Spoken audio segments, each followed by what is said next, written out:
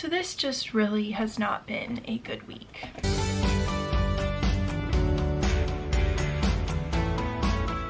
Someone that I really love passed away, and I just found out late last night. She passed away last Friday, and she was my grandmother of the heart. She used to call me her granddaughter of the heart. Her grandchildren lived really far away, and both my grandparents at that time lived really far away as well. And so she adopted me. Her name was Mary, and her husband Norman were like my adoptive grandparents. And I used to hang out with them a lot as a kid, and she was in her, they're both in their 70s at the time, and when she passed she was in her 90s. They moved away maybe 10 years ago at this point. Here's the only picture that I have. So this is when I was obviously a lot younger. This is my mom on this side, and then this is Mary. And this was actually the last time that I saw them in person. That was our goodbye. I did speak with them on Zoom earlier this year, but that was the last time that I talked to them. I need my emotional support cat here. Baby has been a big help to me this week. I just used to hang out with her a lot growing up. We would play this game called Sequence, and we would play Rummy Cube. I would just like hang out with her while she would run errands, and she would make mac and cheese for me. She really knew that I loved mac and cheese, and so she would make it for me whenever I came over. She would have this cheese that was called like Baby Bell or Baby Blue or something with like a cow, and it was in like a little like round thing, and she would always make sure to have that and the kind of crackers that I liked, and she would just have the kind of food I liked. And Norman was a painter, so I sat several times for paintings, and that was really cool. And it was really cool to just hang out in their house because they just had paintings all over the walls that Norman had done, and it was just very calming, and just like it was like an art gallery. It was beautiful, and she was just such an inspiration. She was such an active lady, even in her 70s.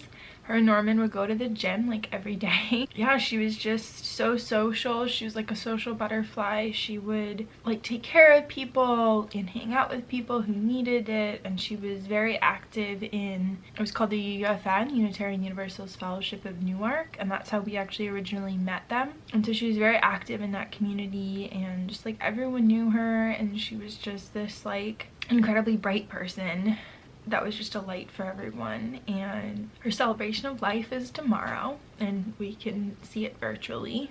And she said that she didn't want anyone to wear black or suits, but wear color. And it was really hard when they moved away because I saw them all the time before that. And actually they were responsible for me going to University of Delaware, and my senior year of high school they sent me this email about the Diamond Challenge, which was a pitch competition that the University of Delaware did, and I'd never heard of it before, so I applied. I actually won 3rd place. It's this international pitch competition, and that was why I decided to go to the University of Delaware. So if it wasn't for them, I might have had a completely different journey. So baby's rubbing against the camera.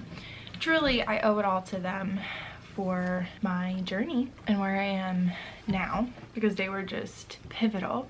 Here was one of Norman's paintings that he did that I sat for him. You can see the resemblance. And I have this card on my corkboard, same with that painting, and I'm going to put this on there as well. This was a card that they sent me in August 2016. Life isn't about waiting for the storm to pass, it's about learning to dance in the rain. And they said, "Dear Sierra, if we could bestow a Native American name upon you, we would name you She Who Dances in the Rain. Love, Mary and Norman." And they just did so much for me. They were just such a pivotal point in my upbringing. So earlier this year, when we Zoomed with them and Mary was really kind of going downhill, I wrote them a letter. So I want to read you this letter to show how much they meant to me. Dear Mary and Norman, I want to write you this letter to try fully expressing to you how grateful I am for you being my grandparents of the heart, as we so often call our relationship. Growing up, you were grandparents, mentors, and friends to me. I looked up to both of you in every area of your life, and I'm so grateful to have had you as role models during the most transformative years of my life. I have such fond memories of playing games with Mary, sitting for portraits with Norman, and feeling so grown up when you would ask my opinion on paintings or what I thought about something because you honestly wanted to hear my thoughts. I mean, they did. They treated me like a grown-up when I was like under 14, and that meant so much to me. That developed strong belief that what I had to say mattered, and I'm very grateful for your encouragement of me from such a young age. As I look back at my childhood, some of the brightest moments were in your household, and you've continued to be role models for me into adulthood. I'm so grateful that our paths crossed when they did, but just know that both of you will always be in my heart. Love, Sierra, your granddaughter of the heart. And I think that letter really encapsulates like how much they meant to me, and I hope that they got that letter before Mary passed away and that she was able to hear it. And if not, I hope wherever she is now that she hears it as well. It was just really tough losing grandparent figures. I lost my grandpa maybe like a year and a half ago, and I wasn't really able to see him since the pandemic began. And then like Mary, I haven't been able to see for probably like 8-10 years in person because they moved away, like I said.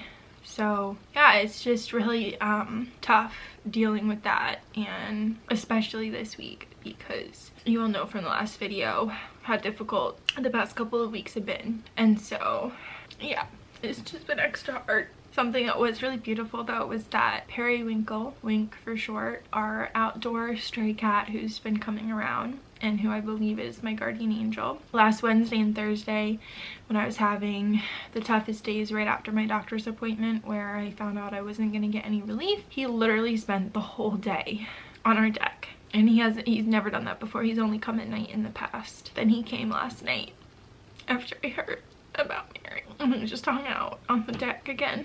And so I think on some level, maybe she sent him, or he just knew that I needed him. So usually when I lose a loved one in my life, I will do like a tribute video. I did that for my grandfather, and I did that for my dog when he passed. And I also earlier this year lost a mentor, and I did a tribute video for her as well. But the only photo I have is the one that I showed you, and so it's more just my memories and how much this person meant to me and how big of an influence they were in my life, and to celebrate their life. Her celebration of life is tomorrow. I know she was so loved, and so that'll be good to go and see how loved I know she was. But it's just been a really tough week. Next week I'm also gonna have a really big announcement that has just been really difficult and emotional, and so thank you for celebrating Mary's life with me. She was just such a beautiful soul and just one of the kindest, most empathetic and loving people that I've ever met. And she was an adopted grandparent for me, and I love her and Norman so much, and I will definitely really miss her. So thank you for listening and helping me process this, and yeah, she will be missed. She will be missed. But I know that she is another one of my guardian angels now.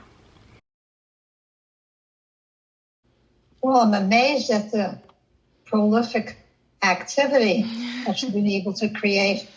Many happy days. Bye. Okay, bye then. Bye-bye.